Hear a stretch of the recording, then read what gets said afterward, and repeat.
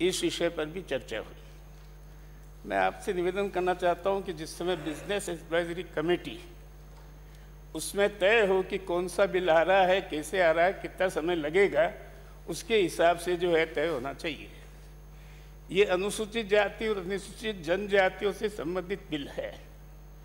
मैं आपसे निवेदन करना चाहता हूं कि ये विधानसभा में इन वर्गों के बारे में कितना विचार हुआ और कितना इस पर विमर्श हुआ, क्योंकि ये इतना महत्वपूर्ण था कि सारे राजस्थान नहीं सारे देश में। और अध्यक्ष महोदय, मैं ये कहने की अगर दुस्साहस करता हूं कि देश की राजनीति ने शेड्यूल्ड कास्ट के साथ बहुत बड़ा धोखा किया है। देश की राजनीति ने संविधान को भी दत्ता बताया है। अब ये जो बिल आया है, इसका सीक्वेंस क्या है, ये मैं आपके सामने रखना चाहता हूँ। अगर आप मुझे इजाजत दें, आप कह देंगे स्कोप नहीं है तो मैं मान जाऊंगा। आपके लिए छूट है, आप इजाजत देखिए, आपके लिए छूट है। टाइम पीरियड 10 मिनट ही है। टाइम में मैं बहुत शॉर्ट में कहूँगा, लेकिन जैसा मैंने कहा है, देश की राजनीति पर मैंने बहुत बड़ा आरोप लगाया है कि देश की राजनीति ने शेड्यूल्ड कास्ट और शेड्यूल्ड ट्राइब के प्रति धोखा किया है। और इसके प्रारंभ करना चाहता हूँ मैं। 26 जनवरी 1950 देश का संविधान लागू हो गया।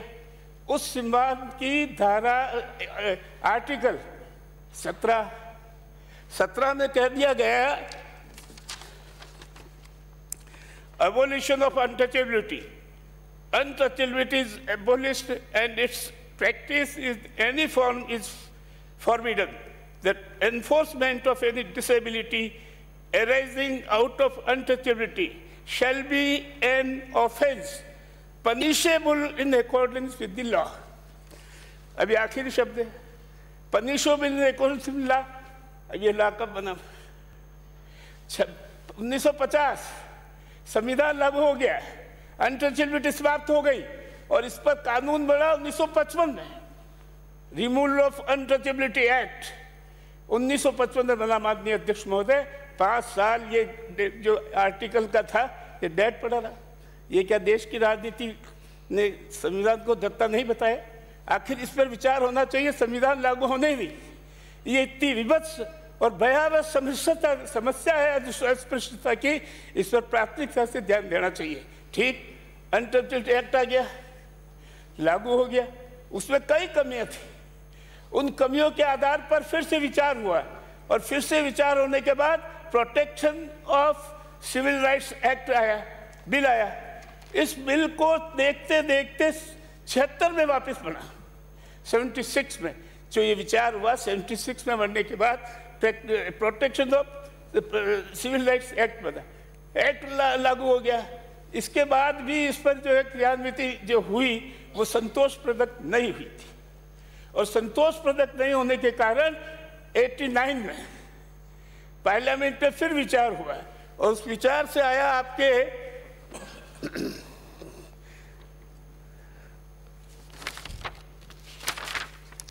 Scheduled caste and scheduled tribe prevention of atrocities act 1989, ये आया। अब इसमें विस्तार से ये बताया गया कि कौन कौन से कार्य होंगे जो अनटचेबिलिटी माने जाएंगे, शेड्यूल्ड कास्ट शेड्यूल्ड टाइप के उसमें आएंगे।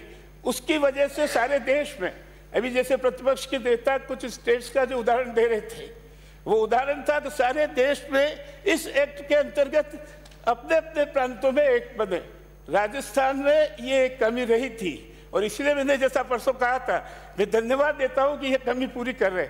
और इस सीक्वेंस में जो मैं आपके सामने रखी उसका ही आखिर किसी एक्ट का स्रोत का है। आज जो ये आपने एक्ट रखा है इसका स्रोत है आर्टिकल 17, इसका स्रोत जो बताया गया है आर्टिकल 46। ये आज एक स्थिति है। इस स्थिति में आज हम जिस बहस कर रहे हैं, मैं आपसे निवेदन करना चाहता हूं कि इस विषय पर अलग से आप डिस्कशन कीजिए, क्योंकि सारे राजस्थान, आज कोई मूछ बता दे तो मर्डर हो जाता है, आज घोड़े पे बैठ जाए तो निकाल देते हैं, आज घोड़े पे बैठ जाए तो गोलियां चल जाती, आज पानी खींच ले तो पानी खींचने वाले को जो, तो सारी तरह की वर्जनाएं जो वर्जनाएं आज़ादी के पहले थी वो किसी न किसी रूप में आज भी जातिगत दुराग्रह और जातिगत पूर्वाग्रह के रूप में स्थित है। अध्यक्ष महोदय, हमारे इस देश में छुआछूत अभी की नहीं, अस्पृश्यता बहुत पुराने समय से चल रही है और इस विषय पर देश के संतों ने भी, इस देश के विचारकों ने भी, इस देश के अच्छे नेताओं ने भी समय समय पर जो है इस पर चोट की है।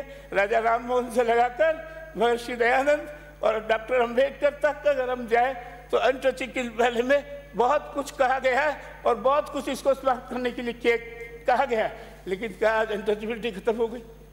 आज दुराग्रह, छुआछूत के और पूर्वाग्रह किसी रूप में है। उस रूप में ये कदम आपने उठाया, इसलिए मैंने धन्यवाद दिया था। ये क्योंकि शिक्षा आएगी, आर्थिक स्थिति ठीक होगी तो कुछ जो है छुआछूत के प्रकरण है उनमें कमी आएगी।